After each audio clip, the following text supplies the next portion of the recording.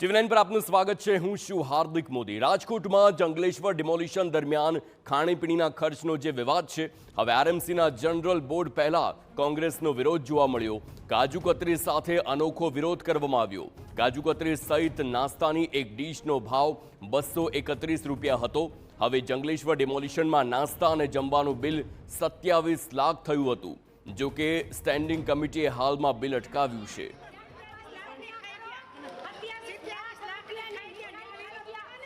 તો 231 રૂપિયા ભાવ હોવાનો દાવો અને જમવાનું બિલ 27 લાખ કેવી રીતે આવ્યું તેને લઈને જે પ્રકારે વિરોધ નોંધાવવામાં આવ્યો છે, અને સાથે એ વાત પણ સ્પષ્ટ કે આ વિરોધ થયા બાદ તેને અટકાવી દેવામાં આવી છે। હાલ એ બિલને અટકાવ્યું હોય તે વાત સામે આવી છે। તો આરએમસીના જનરલ બોર્ડ પહેલા કોંગ્રેસનો વિરોધ જોવા મળ્યો છે, અને આ વિરોધ એ વાત સ્પષ્ટ કરે છે કે ક્યાંક ને ક્યાંક આક્ષેપ કોંગ્રેસના છે કે બિલમાં ગોલમાલ થઈ હોઈ શકે, અને એટલા માટે જ હાથમાં એક કાજુ કતરી લઈ નાસ્તાનું એક પેકેટ કે જેનો ભાવ 231 રૂપિયા હોય, અને હવે કુલ નાસ્તાનું બિલ 27 લાખ કેવી રીતે આવ્યું તેવા ગંભીર પ્રશ્નો સાથે હાલ વિરોધ થઈ રહ્યો છે। આપ જોઈ રહ્યા છો હાથમાં એ તમામ નાસ્તાના પેકેટ છે। વિરોધના સૂત્રોચ્ચાર છે। રાજકોટ મહાનગરપાલિકામાં જંગલેશ્વર વિસ્તારમાં જે ડિમોલેશન થયું તેમાં 27 લાખ રૂપિયા ખાણીપીણીનો ખર્ચો થયો, જેને લઈને જ વિરોધ છે તે થયો છે। સ્ટેન્ડિંગ કમિટી દ્વારા આ બિલ છે તે અટકાવી દેવામાં આવ્યું છે, અને આજે જ્યારે જનરલ બોર્ડ છે ત્યારે જે કોંગ્રેસના જે તમામ કોર્પોરેટરો છે તે હાથમાં કાજુ કતરી સાથે વિરોધ કરવા માટે પહોંચ્યા છે। એ જંગલેશ્વર વિસ્તારના જ કોર્પોરેટર દીપ્તિબેન આપણી સાથે છે। દીપ્તિબેન, શું કહેશો, કાજુ કતરી સાથે આજે વિરોધ કરવા માટે પહોંચ્યા છો? આજે અમે કોંગ્રેસના સાતેય કોર્પોરેટરો કાજુ કતરી સાથે જનરલ બોર્ડમાં વિરોધ કરવા એટલા માટે પહોંચ્યા છીએ કે હમણાં જ ગઈકાલે જ એક વાત બહાર આવી કે જે વખતે જંગલેશ્વરની અંદર ડિમોલિશન થયું, ગરીબોના આશરા પડતા હતા, લોકો લોહીને આંસુડે રડતા હતા, એવે વખતે ત્યાં જવાબદાર પદાધિકારીઓ કાજુ કતરી, ખજૂર રોલ, સમોસા અને ચા પાણી નાસ્તા મોંઘા પકવાનોની મોજ માણતા હતા। તો હું એક વાત ચોક્કસ કહીશ કે 27 લાખ રૂપિયા જેટલું માતબર બિલ સ્ટેન્ડિંગમાં કાલે મુકાણું છે। હાલના સ્ટેન્ડિંગના ચેરમેન એવું કહે છે કે મેં હાલ આ બિલ પેન્ડિંગ રાખ્યું છે, પણ પેન્ડિંગ રાખવાની વાહિયાત વાત કરવાને બદલે એનકેન પ્રકારે એને છુપાવી દેવામાં ન આવે, અને જે લોકો આ ખાઉધરા લોકો ખાઈ ગયા છે એની પાસેથી આ બિલ વસૂલ કરવામાં આવે।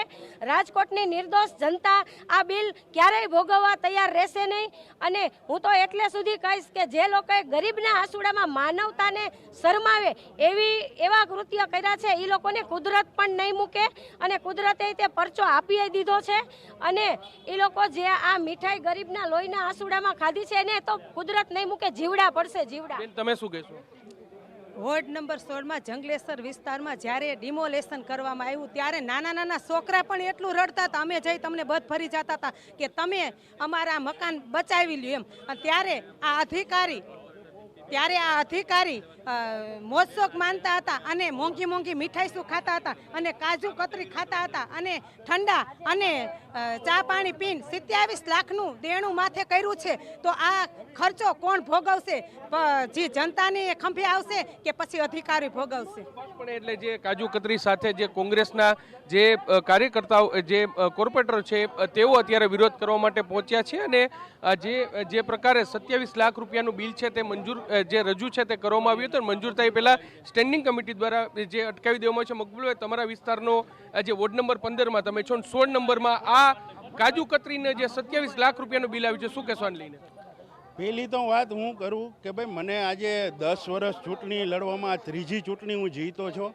અમે અમારા વોર્ડની અંદર જ્ઞાતિવાદ જમણવાર કરી છે 1500 માણાનું, અને ટોટલ અમારો ચૂંટણીનો ખર્ચો આટલો નથી થતો, તો તમે ખાલી ડિમોલેશન કરવા ગયા એક વોર્ડની અંદર તો તમે આટલો બધો ખર્ચો કર્યો, કાજુ કતરી, સમોસા, તો તમે ડિમોલેશન કરવા ગયા હતા કે રાઉન્ડ ટેબલમાં બેસીને એસી રૂમમાં તમે જમવા ગયા હતા?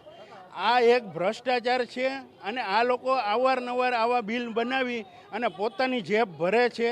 જે આ પ્રજાના પૈસા લૂંટવામાં આવે છે, બીજું કોઈ નથી। અને ખાસ કરીને રાજકોટના કમિશનરને કહેવું છે કે ભાઈ તમે આ બુદ્ધિનું પ્રદર્શન ન કરો, તમારા ટેબલ ઉપર પહેલાં દરખાસ્ત આવી તો ત્યારે જ તમારે આ દરખાસ્ત નામંજૂર કરવી જોઈએ, એને સ્ટેન્ડિંગ કમિટી તરફ જવા જ ન દેવી જોઈએ. સ્પષ્ટપણે એટલે જે કોંગ્રેસના કોર્પોરેટરો છે તે સ્પષ્ટપણે કહી રહ્યા છે કે આમાં એક ભ્રષ્ટાચાર થયોનો આક્ષેપ છે તે લગાવી રહ્યા છે અને કમિશનર છે તેમને જ આ દરખાસ્ત છે તે આગળ કેમ જવા દીધી તે પણ એક મોટો સવાલ છે તે કોંગ્રેસ છે તેમના દ્વારા કરવામાં આવી રહ્યો છે. જનરલ બોર્ડ પહેલાં જે કોંગ્રેસ છે તેમના દ્વારા કાજુ કતરી હાથમાં રાખી અને અનોખો વિરોધ છે તે કરવામાં આવ્યો છે. કેમેરા પર્સન ભાવેશ લશ્કરી સાથે મોહિત ભટ્ટ, TV9 રાજકોટ.